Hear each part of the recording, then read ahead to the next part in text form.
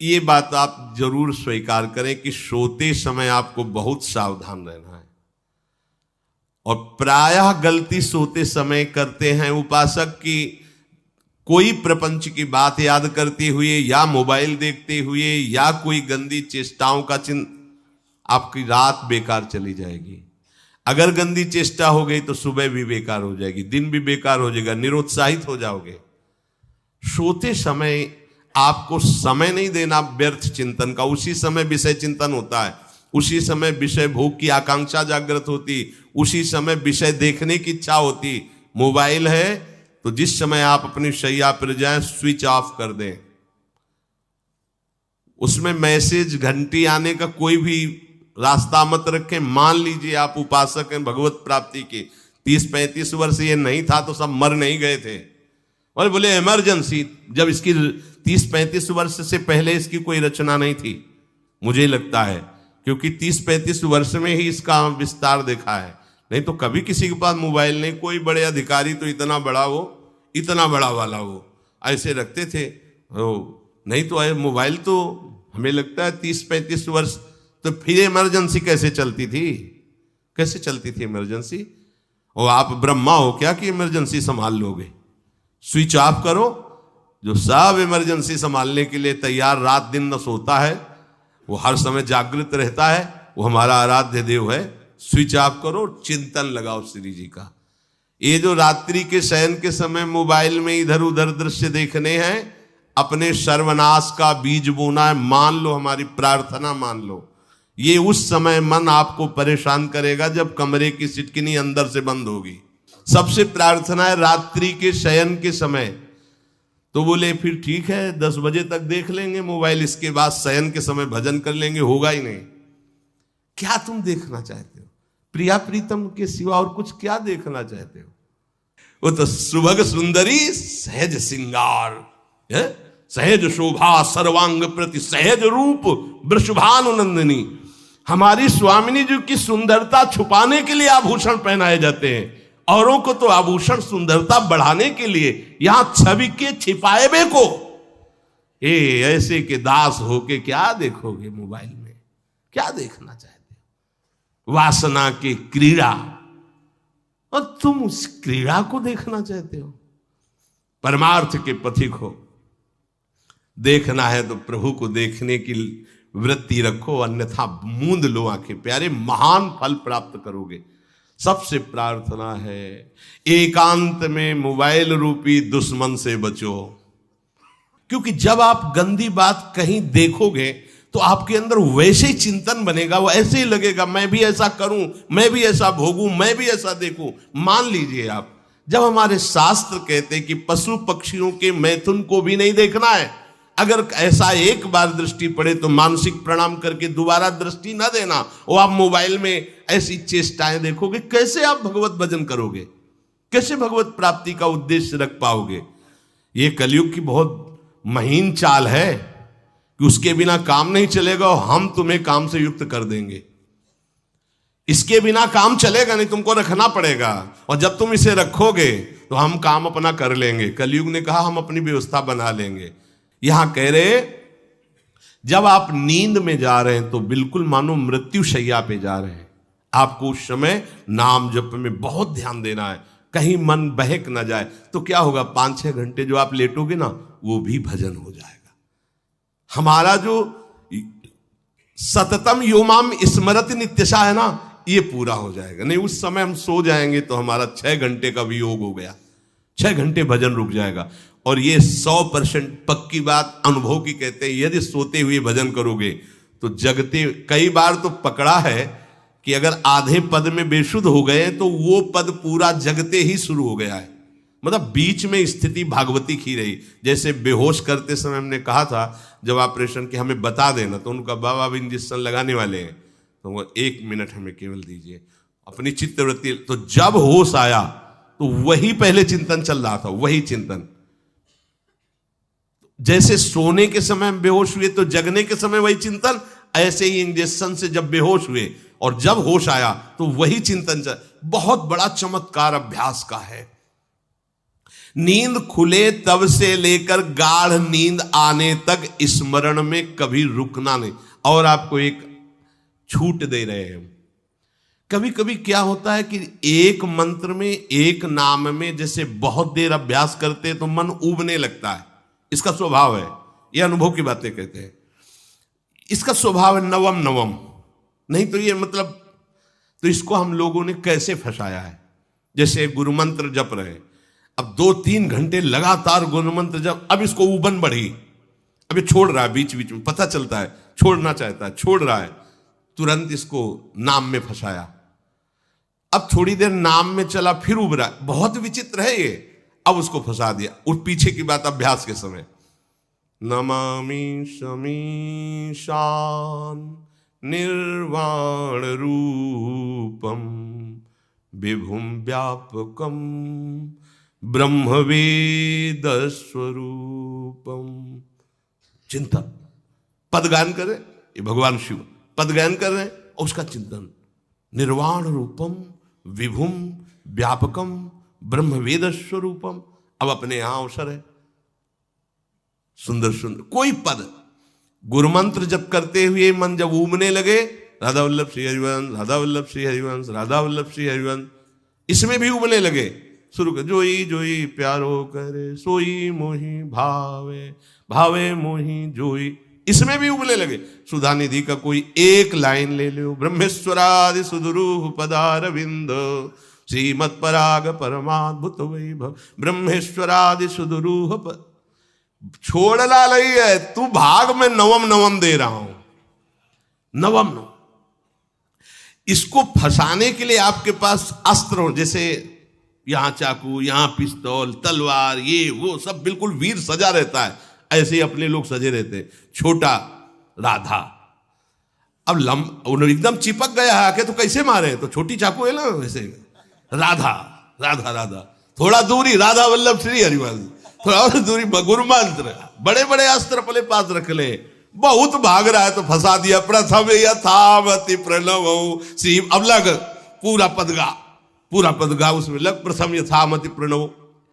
भोजन पाते समय ऐसा अभ्यास किया है, 1 घंटा के पहले भोजन नहीं होता, चाहे 2 रोटी पाना हो, समय लगता है भोजन, आराम, एक एक नाम, एक एक, कुछ भी हल्ला मचाओ, कोई फर्क नहीं पड़ेगा, अपना चलेगा। अभ्यास स्नान के समय, भोजन के समय, किसी क्रिया के करते समय, किसी से बात करते समय, सोते समय, ये विशेष स्थान जहां में सावधान रहना है। यहां भजन छूटता है, ध्यान देना, यही भजन छूटता है। चलते समय, क्रियावान होते समय, प्रसाद पाते समय या किसी से बतराते समय, ये सब भजन के छूटने के स्थान है और यहीं पकड़ना है भजन को।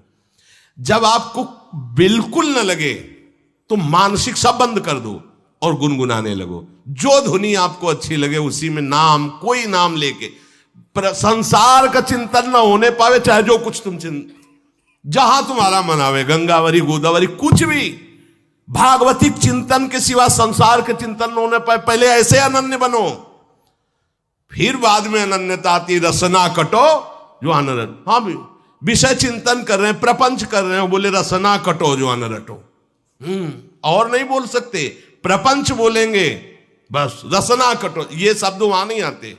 पहले हम आपको छूट देते हैं, भक्त चरित्र, भगवान के चरित्र, नाम, कीर्तन, मंत्र, जो भी चाहो, संसार का चिंतन मत होने देना, पहले ये पकड़ो, फिर आगे चल करके जब पवित्र हृदय होगा तब ये निष्ठा आती, रसना कटो जो अन रटो, निरखियन फुटो नयन।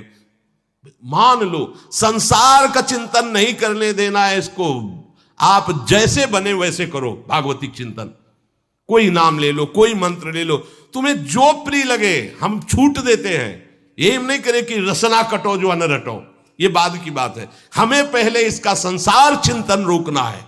कैसे छूटेगा, कैसे छूटेगा, हमें यह पकड़ना है, नहीं तो निष्ठा की बात। जो हरि नाम जगत त्रिशिरोमणि वंश बिना कब हूं, हरिवंश बोलेंगे नहीं, हरि बोलना नहीं है, हरि बोलना नहीं, क्योंकि जो हरिनाम जगत शिरोमणि वंश बिना, हरिवंश बोलना नहीं है क्योंकि प्रपंच में रति। तो क्या करो, जो तुम्हें प्रिय लगे पहले उसे पकड़ो, ये हम अंदर की बात करें, प्रवचन की बात नहीं कह रहे। मन को फंसाना है हमें।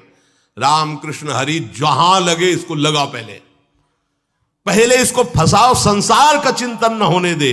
गीता भागवत भक्त चरित्र कुछ भी कहीं भी इसे फंसाओ, पहले संसार का चिंतन न होने दो, फिर लाओ इसको घुमा के निकुंज वाटिका में। फिर तो भागेगा ही नहीं, फिर नहीं भागेगा। अब सीधे निकुंज वाटिका में किसी महाभाग्यशाली गुरु आश्रित का लगेगा, अन्यथा बहुत प्रपंची मन है।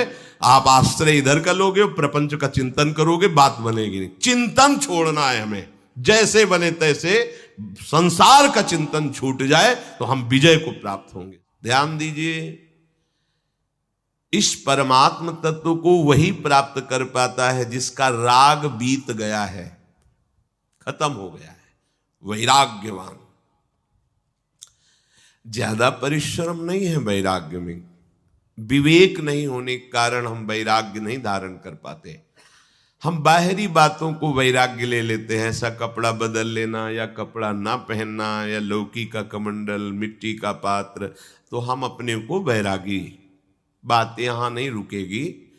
वैराग्य का इतना ही मतलब नहीं, ये भी एक बाह्य अंग है वैराग्य का, पर वैराग्य का सच्चा स्वरूप है वीतरागा।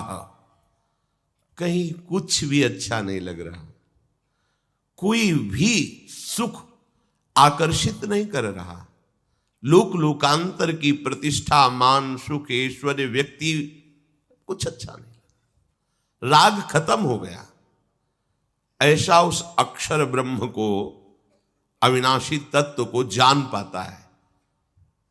जगते भयो फिरे बैरागी, जैसी हरिवंश प्रपंच बंच सब ये काल ब्याल को खायो।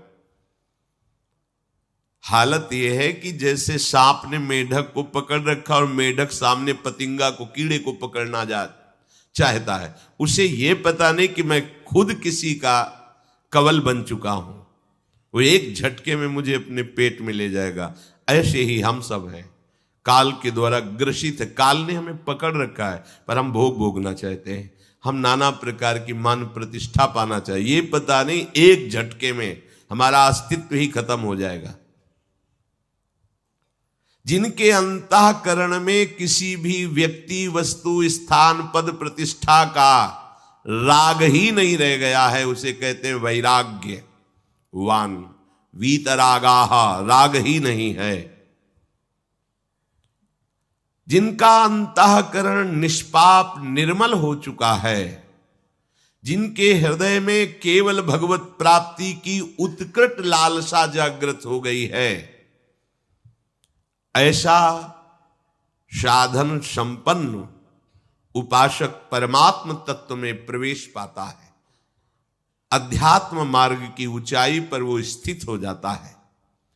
यदि छंतु ब्रह्मचर्यम चरंती, जिनकी इच्छा एकमात्र भगवत प्राप्ति की है, यदि छंतो, तो उनको क्या करना होगा? ब्रह्मचर्यम चरंती, ब्रह्मचर्य का पालन करना होगा। प्रत्येक इंद्रियों का निर्विषय हो जाना वास्तविक ब्रह्मचर्य है। केवल जनेंद्रिय से ही ब्रह्मचर्य को नहीं लेते।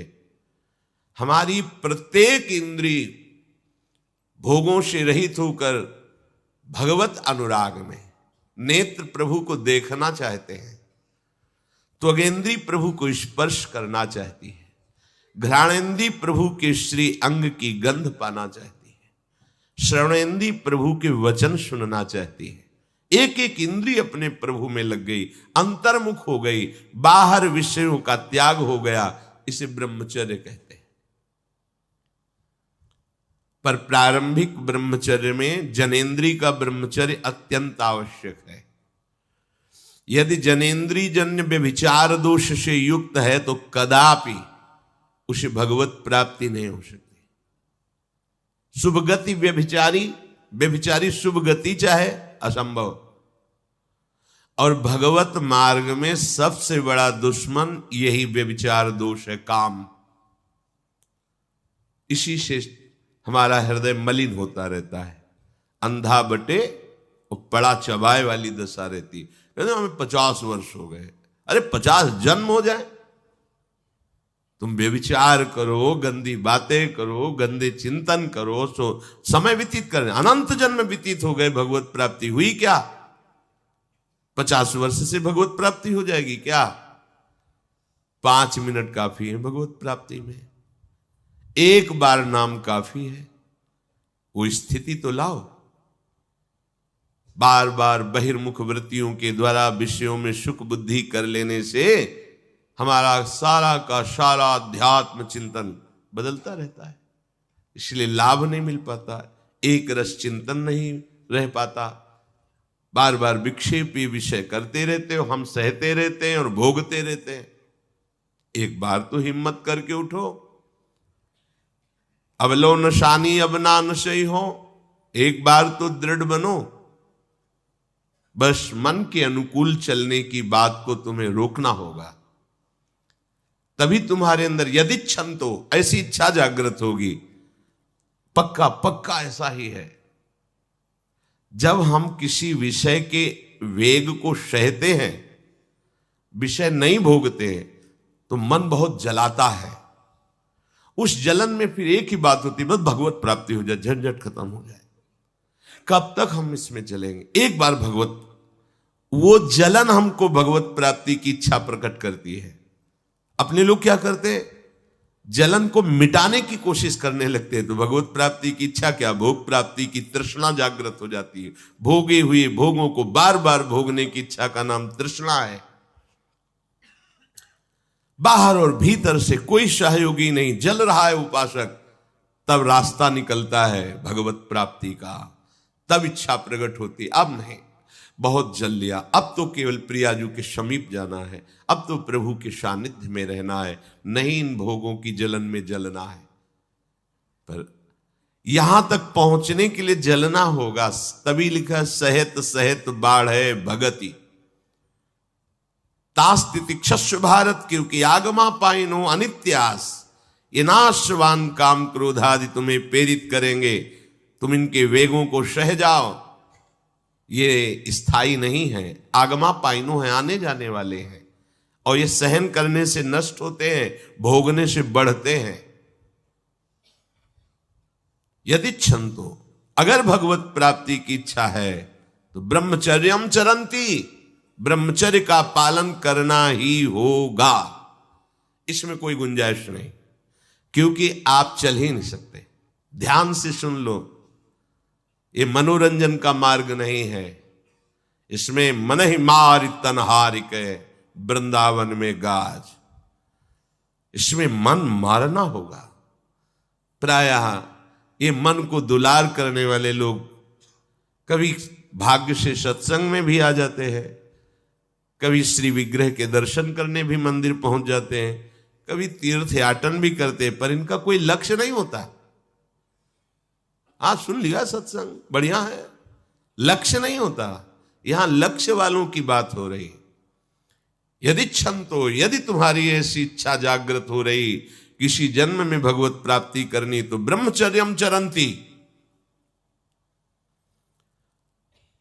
आप सच्ची मानिए, जिसके निकालने में तुमको सुख की अनुभूति हो रही, उसको रोकने में कितनी सुख की अनुभूति होगी। उन्मत्त हो जाओगे, बहुत जल्दी आपके सारे के सारे करण भगवदाकार होने लगेंगे यदि आप ब्रह्मचर्य का पालन करेंगे। शरीर स्वस्थ, हल्का, मन प्रसन्न, नींद आदि पर विजय, कितने गुण ही गुण। और ब्रह्मचर्यहीन आलस्य, प्रमाद, भोगों का चिंतन, मन का डिप्रेशन में पहुंचना, कमर में दर्द, टांगों में दर्द, सर में दर्द, घबराहट होना, बिना किसी कारण के मन भयभीत हो रहा है, भोजन अपच हो रहा है, बिना किसी प्रक्रिया के वीर नाश हो रहा है, बिना किसी प्रक्रिया के। काहे को मृत्यु स्वयं स्वीकार कर रहे हो, ये मृत्यु है। चाहे भगवान दत्तात्रेय जी बोल रहे हैं या भगवान कपिल देव जी बोल रहे हो, जब उपासक को संबोधन करते हैं भगवत प्राप्ति के लिए, तो कहते हैं कि इस भोग वृत्ति को साक्षात मृत्यु रूप देखो, ये मृत्यु है तुम्हारी। जब शरीर राग त्यागना है तो तुम शरीर से भोग भोगोगे तो आसक्ति शरीर की पुष्ट होगी, आसक्ति भोग सुख की पुष्ट होगी, है नहीं। कितने दिन शरीर रहेगा, कितने दिन भोग रहेंगे। विचारवान बनो, ब्रह्मचर्यम चरंती, ब्रह्मचर्य का पालन करो। उपासक जो ब्रह्मचारी होता है उसका खिला हुआ चेहरा रहता है, जैसे कमल खिला हुआ, बिना किसी कारण के उसकी मुख मुद्रा में प्रसन्नता होती है। जो ब्रह्मचर्यहीन होता है बुझा हुआ चेहरा होता है, तेजहीन, बिना किसी कारण के वो शोकग्रस्त लगता है। बैठा है, आपको लग रहा है शांत है, लेकिन आप चेहरे को देखो, वो एक शोकग्रस्त है, कुम्हलाया हुआ चेहरा, अशांत चेहरा। मुख प्रसन्न, तन तेज विराजा, यह है ब्रह्मचर्यम चरंती, भगवत आराधन संपन्न उपासक का। जैसे आग में पैर रखते हुए कोई चले तो कैसे चलेगा, ऐसे ही ब्रह्मचारी की पहचान है। इतनी स्फूर्ति उसके अंदर होती, जैसे आग में चलने वाला पूरा पैर नहीं रख पाएगा, अगला कदम रख देगा क्योंकि ताप लग रहा है, ऐसे उसकी स्फूर्ति होती पैरों में। उसकी आंखें एकाग्र रहती है, चंचलता इधर उधर या बार बार झपकना यह विषयी पुरुष का लक्षण है। बार बार पलक झपकना यह विषयी पुरुष का लक्षण है। इधर उधर ताक झांक, चंचलता, ऐसा बैठे तिनका तोड़ रहा है, पैर हिला, ये सब विषयी पुरुष के लक्षण है। ये तो बिल्कुल साधारण स्पष्ट दिखाई देता है आदमी विषयी है या ब्रह्मचारी, एक सेकंड में लक्षण होते हैं। आपको जब भगवत मार्ग का अवसर मिला है तो गृहस्थ हो, संतान हो गई, ब्रह्मचर्य से रहो। नहीं चाहिए संतान तो भ्रूण हत्या, गर्भ हत्या जैसे महापाप करने की क्या जरूरत है। उसी वीर से संतान उत्पन्न होती है जिसको आप नष्ट कर रहे हो, जिसको आप ऐसे पानी में बहा रहे हो, व्यर्थ फेंक रहे हो, तो उसको भ्रूण हत्या का पाप लग रहा है तो तुमको पुण्य लग रहा है, वीरपात कर रहे हो तुम्हें भी वही हत्या लग रही है, क्योंकि उसमें वही जीवात्मा है जो मां के गर्भ में जाके बालक रूप धारण कर लेती है, उसको तुम नष्ट कर रहे हो। पर बुद्धि भ्रष्ट हो गई है, समझ में नहीं आता, व्यर्थ में वीरपात करते हो, व्यर्थ में। तुम्हारा भजन बनेगा, तुम अध्यात्म के योगी बनोगे, मजाक है अध्यात्म का मार्ग। होश में हो जाओ, ये मन के दुलार को बंद करो। जब तक इच्छा ही नहीं भगवत प्राप्ति की तो फिर तुम कैसे भगवत प्राप्ति कर पाओगे। भगवत प्राप्ति की इच्छा कैसे होगी जब तुम्हारी इस तरह से निंदनीय वृत्तियां हैं। इंद्रियों को दुलार कर रहे हो, मन को दुलार कर रहे हो, भगवत प्राप्ति चाहते हो, आचरण नीच और चाहते हो उच्च पदवी। सावधान हो जाओ। मंत्रों पर अविश्वास मत करो, नाम पर अविश्वास मत करो। तुम अनुष्ठान को जानते ही नहीं कैसे किया जाता है। एक कामना की पूर्ति, तुम विश्व की कामना की पूर्ति कर सकते हो, विश्व की कामना की पूर्ति। बोले आप क्यों नहीं कर लेते? क्योंकि हम विश्वात्मा की कामना किए हुए हैं, हम विश्व की नहीं। हम जिस बात की कामना किए हुए हैं उसके लिए विश्व का विस्मरण करना है। मन मन की रुचि जान नेह विधि अनुसरें। हम प्रियालाल की मन की बात जानकर उनकी सेवा में रत होना चाहते हैं। नहीं, नाम और मंत्र में इतनी ताकत है, आप उसको समझ नहीं पाएंगे। आप विचार करके देखिए, जब कोई पवित्र अनुष्ठान कोई राक्षस करता था तो बहुत पहले से ही वो मदिरा त्याग देता था, मांस खाना त्याग देता था, दूसरे की निंदा करना त्याग देता था, अपवित्रता का त्याग कर देता। परम पवित्र ऋषियों की तरह होकर वो तब अनुष्ठान करता था, यद्यपि वो जगत विनाश के लिए अनुष्ठान होता, पर उसके लिए भी पवित्रता की ऐसी आवश्यकता थी। अब आप बेविचार करो, शराब पियो, मांस खाओ, गंदे आचरण करो और बोलो हमने राधा राधा कहा लेकिन काम नहीं बना। वो बोल रहे थे कि कितना भी बड़ा संकट हो, फिर बोल रहे हैं। अगर भयानक से भयानक विपत्ति को ऐसे न नष्ट कर दे तो बता देना, कृष्णाय वासुदेवाय हरे परमात्मने प्रणतः क्लेश नाशाय गोविंदाय नमो। इसका जप करो, और जब तक तुम्हारा काम पूरा ना हो जाए ब्रह्मचर्य से रहो, झूठ मत बोलना, मदिरा मत पीना, मांस मत खाना, और ना काम हो जाए तो हमें बताना कि भारी से भारी विपत्ति का नाश करके भगवान श्री कृष्ण का आश्रय उसे ऊंचे उठा देगा, इस जगत की धरा से उठा देगा। विश्वास नहीं? आप मदिरा पियो, मांस खाओ, व्यभिचार करो, सोचो 1 लाख 2 लाख महात्मा को दे देंगे, हमारी कामना पूर्ति हो जाएगी। बिल्कुल भूल में मत रहना। आपको संशय होता है नाम पे, संशय होता है मंत्रों पे, संशय होता है शास्त्र के विधान पर। आप चलते हो शास्त्र विधान से? कहां चलते हो? अरे हम जब कह रहे हैं कोई राक्षस भी अनुष्ठान करता था तो वो इन नियमों का पालन करता था। इतना अनुष्ठान में कि मेघनाथ को पैरों से मार रहे हैं बंदर भालू, पर वो ना मंत्र छोड़ रहा है, ना हिल रहा है, ना उनकी तरफ देख रहा है। इतना सहनशील होना चाहिए अनुष्ठान के लिए। किसी कामना की पूर्ति के लिए सांगोपांग अनुष्ठान करो, भला कामना की पूर्ति ना हो जाए? नहीं।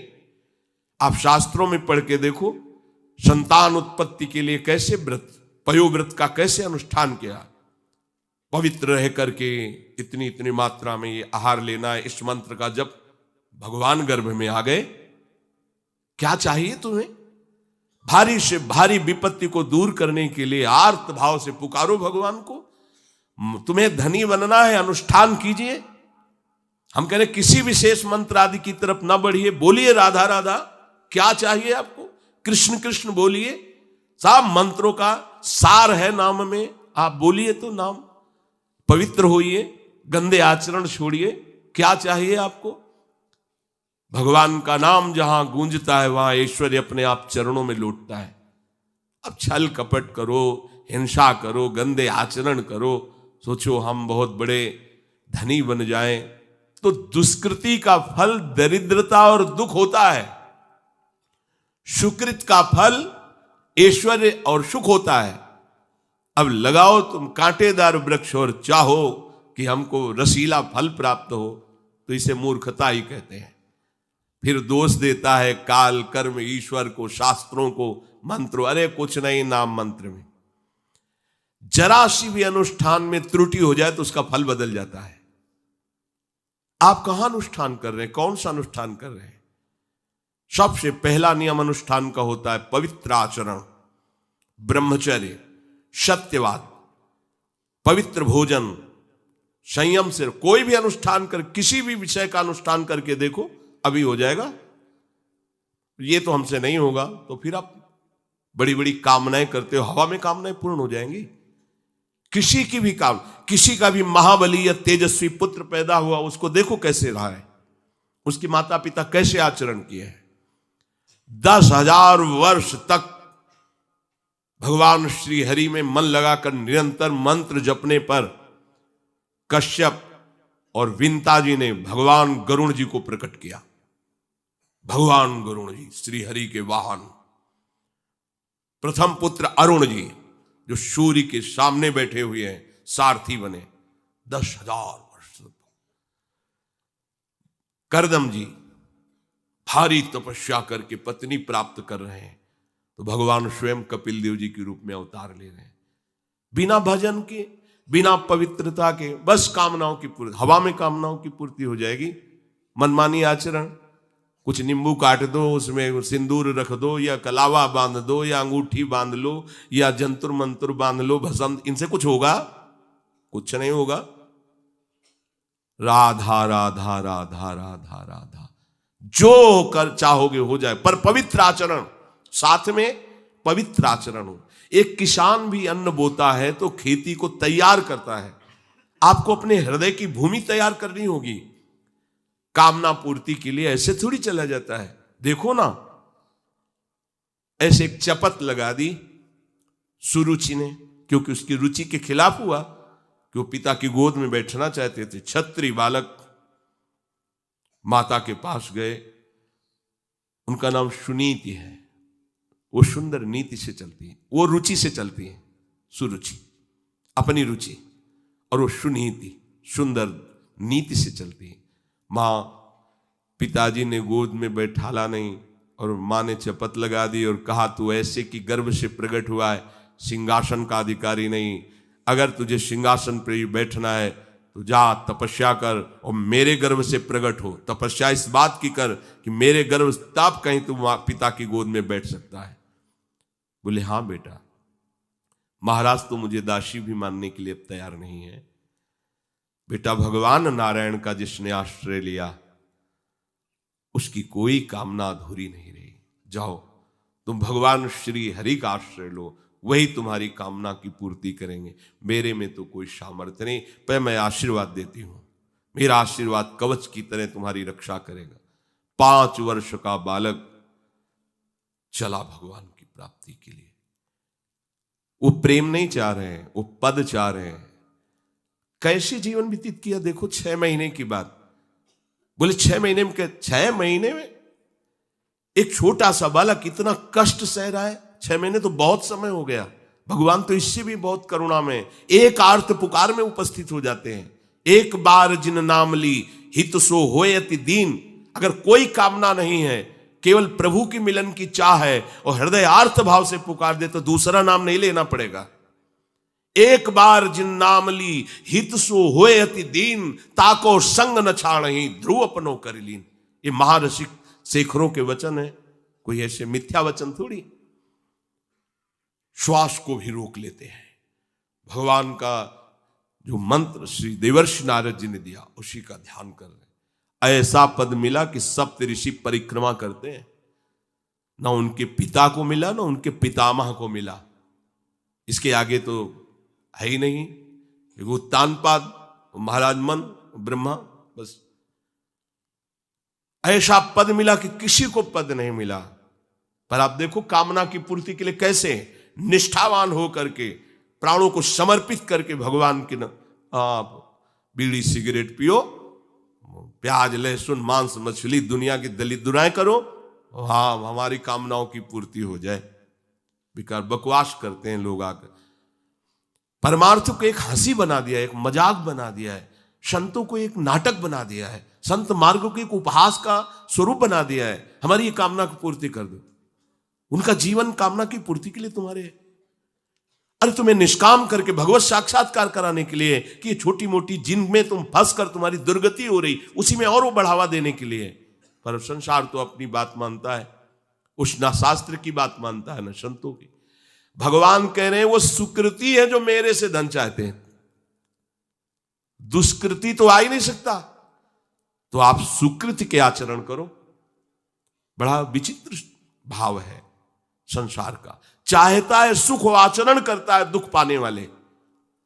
दुष्कृति करो, पाप करो, सुख चाहो, कैसे हो सकता है भाई? कैसे हो सकता है ऐसा? तुम सोचो हम अपने बल से कर लेंगे, तुम्हारा बल काम नहीं करेगा। जब थोड़े दिन की स्वतंत्रता दी जाती है, जाओ आप 50 वर्ष 60 वर्ष 80 वर्ष आपको समय मिला है, आप चाहे घोर पापाचरण कर लो और चाहे बहुत बढ़िया तपस्या भजन पुण्य कर लो, छूट है, आपको विघ्न नहीं पहुंचाया जाएगा। हां कोई महत अपराध कर दोगे तो फिर तो बख्शा नहीं जाएगा। साधु अज्ञा तुरंत भवानी कर कल्याण अखिल के हानि। अगर कोई महत अपराध बन गया तब तो, नहीं तो छूट है तुम्हारी, कमा लो जो कमाना चाहते हो, पापाचरण या पुण्य जो कमाना चाहते हो। तो आपको लगता है कि आदमी बड़ा सुखी दिखाई दे रहा है, बेईमानी करता है, पापाचरण करता है, छूट दी गई है भगवान की तरफ से। ये कर्म भूमि है, तुम कर्म कर सकते हो, अच्छे या बुरे दोनों की छूट है। तुम भगवान का भजन करके नारायण बन सकते हो, नारायण स्वरूप में स्थित हो सकते हो। तुम गंदे आचरण करके भूत प्रेत बन सकते हो, सुअर कुत्ता बन सकते हो, और भी नीची योनियों में जा सकते हो। तुम स्वतंत्र हो, इस समय जो चाहो कर सकते हो। ये हर योनि को छूट नहीं, केवल मनुष्य योनि को छूट है। और तो सब अपने विवश होकर कर्मों को भोगना ही पड़ेगा, चाहे वो देवता क्यों ना हो। सावधान हो जाओ, भगवान ने छूट दे दी। ये यहां नहीं कह रहे कि तुम निष्काम ही होकर हमारी शरण में आओ। बड़े कृपाल हैं, जगत पिता है ना। वो कह रहे हैं कि आर्तो जिज्ञासु रर्थार्थी ज्ञानी चो भरतर्षभ। मान लो बहुत दुष्कृति है, बहुत गंदे आचरण वाला है, और उसको किसी भी संयोग से भगवान में रुचि हो जाए तो अब उसे दुष्कृति नहीं कहा जाएगा, अपने लोगों की यही कि अगर जीवन में कभी पीछे हमने उसको कोई ऐसा आचरण करते हो, जीवन भर यही उसी आचरण को देखेंगे हम, ये वो गंदा आदमी है जिसने ऐसा किया। भाई एक तरंग आई थी, उस तरंग में उसके द्वारा वो गलती हो गई, इसके बाद वो भगवान की शरण में वो सुधार, वो महात्मा बन जाएगा। पर हमारी दृष्टि उसके नाम जपने पर, उसके भगवत मार्ग में चलने पर नहीं है, क्योंकि हम लोग उसी का आदर करते हैं। वो झूठ बोला था, वो झूठ बोलने वाला है, वो बेईमानी की थी, वो हाँ गंदी दृष्टि से उसने देखा था, वो ऐसे ही दृष्टि उसकी रहेगी। नहीं, ऐसा नहीं। दुष्कृति आचरण करने वाला किसी संयोग से यदि उसकी भगवान नाम में रुचि हो गई, सत्संग में रुचि हो गई, भगवान का आश्रय ले लिया, तो भगवान कहते साधुरेव समंतव्य, अब उसे साधु मानो, बड़ा पुण्यात्मा है, क्योंकि वो मेरे आश्रय में आ गया, मेरी शरण में आ गया। भगवान कृपा करके ये 4 बातें कह रहे हैं। अगर आपको कोई भारी से भारी संकट है, चाहे जितना बड़ा संकट हो, कई घटनाएं अपने जीवन में हमने देखी, आश्चर्यमयी घटनाएं, जो बिल्कुल बस केवल भगवान ही बचा सकते थे। मुरारी शरण जी और कई संत अपने गिरिराज जी की परिक्रमा में रात्रि में गए थे। 2 बजे के लगभग वापस आ रहे थे हाईवे से, और ड्राइवर सो गया, और डिवाइडर उस पे गाड़ी ऐसे एकदम जो राधे श्याम, बिल्कुल रफ्तार से गाड़ी चल रही, एकदम ऐसे, एकदम आवाज जोर से प्रभु की इच्छा से निकला, राधे श्याम। गाड़ी बंद, ऐसे ही ड्राइवर बार बार सबसे हाथ जोड़ के कि पहली बार ऐसी गलती हुई, मैं सो गया, पहली। वो समझा कि पीटे हम, कुछ नहीं, शांत। ना कोई पीछे से गाड़ी आई, अब इंजन कैसे बंद हुआ, वो गाड़ी वहां कैसे रुक गई, केवल प्रभु। इसका हम कोई महत्व नहीं रखते कि कोई बड़ी बात है। अरे जीवन उनके हाथ में, आज ले लें या कल ले लें, लेना, ये जीवन उनको समर्पित है। जैसा अगर आप संकट में हैं, पुकार के देखिए राधा, पूरा दृश्य बदल जाएगा। पुकार के तो देखिए, पर बिना अपनापन हुए पुकार नहीं सकते आप उस समय। अरे दैया रे, ऐसे आएगा, राधा नहीं निकले, अरे बाप रे, ऐसे आएगा, राधा नहीं निकलेगा, क्योंकि तुम्हारे दैया और बाप है ना। हाँ, हमारे तो यही है जो कुछ है, राधा। दर्शन करने राधा वल्लभ जी के जा रहे थे, शराब पिए मोटरसाइकिल से उधर से कोई आ रहा था, हमारे दोनों पैरों के बीच में पहिया, मोटरसाइकिल रफ्तार से वो आ रहा था, बस ऐसे। अब आगे हाथ रखी जाएगा जब वो ऐसे, वो जो खोपड़ी सी होती मोटरसाइकिल, ऐसे श्री राधा, ऐसे बंद मोटरसाइकिल। बोला बाबा बंद कैसे हो गई? हम कहा भैया बंद ना हो जाती तो हमें बंद कर देते। तो बोले बाबा हम शराब पिए थे तो हमसे संभली। हम कहा हम कुछ नहीं कह रहे, आप जाइए। बोले हमें तो आश्चर्य कि बंद कैसे हो गई। तो हम कहा हम जिनकी शरण में हो कर तुम अन्यथा कर तुम सर्व समर्थ है। भगवान का प्रताप जगह जगह देखा है। मतलब कैसे हम तुम्हें बताएं। महुआ से आ रहे हैं ट्रेन में, अब किसी श्रद्धालु ने टिकट दे दी। अब हम ज्यादा पढ़े लिखे तो है नहीं, कक्षा 9 पढ़े, संसारिकता का ज्यादा ज्ञान नहीं, बचपन से इसी में लगे रहे, तो वो तो ज्ञान। अच्छा उसके कौन पढ़े कि कौन से स्टेशन की क्या, हमें तो भाई टिकट दे दी, लो महाराजा बनारस की टिकट, तो अपनी झोली में डाल ली और बैठाल दिया वो अच्छे वाले उसमें है, हाँ जो भी रूम कहे जाते हो वातानुकूलित कक्ष वो जो होते उसमें। हम तो क्या हमारे पास टिकट है, और आए वो जांच वाले टिकट, हम बड़े गर्व से लिखा होगा ये टिकट है भाई। देखा, बोले स्टेशन कब निकल गए हो, कहाँ बैठे हो तुम, ये जनरल की टिकट है और ये स्टेशन तो कब निकल, कहाँ जाना है? हमका वाराणसी। बोले तुम्हारे पास टिकट तो है नहीं। और अब पावर होता है जब, तो फिर उसमें और हमारी और नई अवस्था उस समय थी 24-28 के बीच की जो अवस्था, वो कुछ बोलने, अभद्र शब्द बोलने वाले खड़े हो, चलो हमारे साथ बोलने। ऊपर एक आदमी ले नीचे उतरा, अंग्रेजी से उनसे बात की, इतनी बड़ी कागज में टिकट बनवाई, हमें दी, पैसा दिया और कहा सर आप जाइए। कोई नहीं, कौन है ये, कौन उतर के आ रहा है, कौन सहयोग कर रहा है? हरि, जिसके सहारे हैं वो एक एक कदम पर दुलार कर रहा है। अब संकट निवृत्ति के लिए हम प्रभु का आश्रय न लेकर जगत का आश्रय बड़े बड़े चूक कर देते हैं। अमुक अमुक हैं, उनका संबंध हम दृढ़ रखते हैं क्योंकि कभी हुआ तो वो काम आएंगे। धिक्कार है भगवत शरणागत कहला करके किसी अन्य का आश्रय लेना।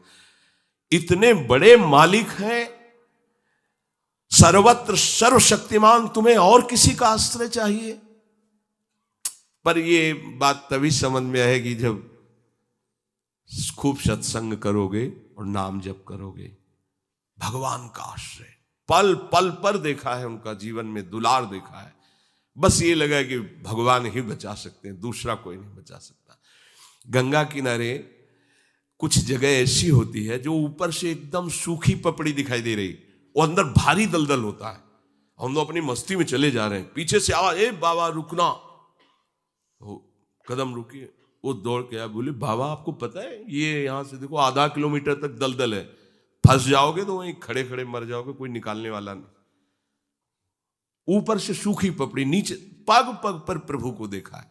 आर्थ, अगर संकट निवृत्ति कोई कर सकता है तो भगवान श्री हरि कर सकते हैं। आप उनका आश्रय, भगवान उसको अपना कर के कहते हैं बड़ा उदार है, उसने मेरी शरण ली। उदार, जैसे बच्चा दौड़ कर घर आ जाए, माँ की गोद में बैठ जाए तो माँ क्या कहती है, बहुत दुलार करती है। ऐसे दुलार करते हुए उस मनुष्य को भगवान करे ये बड़ा उदार है, बड़ा सुकृति है, इसने दुख निवृत्ति के लिए मेरा आश्रय लिया। अगर सत्संग सुनकर तुम्हें थोड़ा भी भाव आ रहा हो तो किसी भी विपत्ति में किसी का सहारा मत लेना, एकमात्र प्रभु का भरोसा रखना। अगर विपत्ति संपत्ति में न बदल जाए तो हमें बताना, और अगर किसी का सहारा लिया तो बनती हुई बात बिगड़ती चली जाएगी, ये पक्का समझ लेना। आपको लगेगा कि उनका फोन नंबर कर दें तो एक फोन में सारी बात संभल जाएगी, नहीं भाई, ये लोकवत थोड़ा संभलता नजर आएगा, लेकिन वो बात बिगड़ जाएगी जिससे सारी बात बननी नहीं। बने तो रघुबर ते बने, और बिगड़े तो भरपूर, बिगड़ जाने दो। क्यों? इतनी बिगड़ जाएगी तो संभलेगी कैसे? वो बिगड़ते बिगड़ते अंतिम स्टेज पर ऐसा संभाल देगा जितनी संभली थी उससे 1000 गुना बढ़ के। वो बड़ा महामहिम है। अर्थार्थी जो केवल भगवान से अर्थ चाहता है, ठीक है, हमें धन चाहिए तो भगवान श्री हरि का आश्रय ले, जो चाहिए आप मान लीजिए, पर गलत आचरण कर रहे हो इसलिए आपके ऊपर प्रभाव नहीं पड़ रहा। हमारी बात हाथ जोड़कर हम प्रार्थना करें, मान लीजिए सब कामनाओं से पीड़ित है, सबकी कामनाएं पूर्ण हो जाएंगी। जो इच्छा करी हो मन माही, प्रभु प्रसाद कछु दुर्लभ नाई। पर मांस खाना छोड़ो, शराब पीना छोड़ो, पराई बहन बेटियों के साथ गंदी दृष्टि करना बंद करो, ये गंदे आचरण बंद करो, राधा राधा बोलो, ना पूर्ण हो जाए तो हमें बताना। मनमानी आचरण करते हो, गंदे पापाचरण करते हो, फिर कहते हो कि हमें कुछ दिन राधा नाम जपते हुए अभी लाभ नहीं मिला। लाभ कैसे मिले? आप नीचे से तो ऐसे असाधन कर रहे हो, पापाचरण कर रहे हो, प्रभु की आज्ञा का उल्लंघन करोगे तो कैसे प्रभु प्रसन्न हो जाएंगे तुम पे? हमें किसी से अपना काम बनाना होता है ना, तो उसकी रुचि के अनुसार चलना होता है। एक साधारण व्यवहार की बात करें, हमें आपसे काम बनाना है तो हमें आपकी रुचि देखनी पड़ेगी और आपकी रुचि के अनुसार चलना पड़ेगा। आपकी भावना में हमारी कदर बने तब हमारी बात बनेगी। तो हमारे प्रभु तो पहले ही कहते हैं तुमसे कि ममई वांसो, तू मेरा है। पर प्रभु की आज्ञा है शास्त्र के अनुसार चलो, जो मैं बोल रहा हूं वैसे ही चलो। ऐसा चलोगे तो तुम्हें धन मांगना ही नहीं पड़ेगा। आपको मजाक लगता है ये सब कथाएं सुनकर, अगर विश्वास हो तो तुम्हें मजाक न लगे, ऐसा तुम्हारे जीवन में भी हो जाए। नरसिंह मेहता जी के पास उनकी बेटी के यहां भात भरने के लिए जब चर्चा चली तो अब ये लगा कि अगर यहां निमंत्रण नहीं भेजेंगे तो बहू को दुख होगा, और निमंत्रण भेजते हैं तो बेइज्जती की बात होगी, क्योंकि सब बाबा जी आएंगे फटे पुराने कपड़े, मजीरा और करताल लिए, और हरि नाम कृष्ण नाम गोविंद नाम कीर्तन करने। अब यहाँ वीआईपी लोगों के बीच में और लोग पूछेंगे कौन है तो कहेंगे समधी, बेइज्जती महसूस होगी। धनाभिमानियों को ये रहता है कि ये तो भिखारी हैं, बाबा जी हैं, इनके सामने क्या बेइज्जती नहीं। तो बोले इतना लिख दो कि वो आएंगे ही नहीं, इतना पर्चा में भात का सामग्री लिख दो कि वो आएंगे ही नहीं। ये बात जब कि निमंत्रण भी हो जाएगा और नहीं आए तो बेटी भी, जो बहू है वो भी नाराज नहीं होगी, भाई निमंत्रण तो गया है, पूरा लिख दिया। नरसिंह मेहता जी के पास पत्र गया, उन्होंने देखा, जाके ठाकुर जी के चरण, महाराज, क्योंकि भगवान की सिवा कोई आश्रय है नहीं। तैयारी की गाड़ी में, तो अब वहां 10-5 तो संत महात्मा कीर्तन, पूरी मंडली भगवत कीर्तन कर, गाड़ी में बैठ के, अब नरसिंह जी के सिवा उनका कोई था नहीं, और नरसिंह जी के हरि आश्रय। अब जहां नरसिंह जी वहीं, मान लो अपने लोग चलेंगे तो पूरे चलेंगे, जहां चलेंगे। अब कीर्तन करते हुए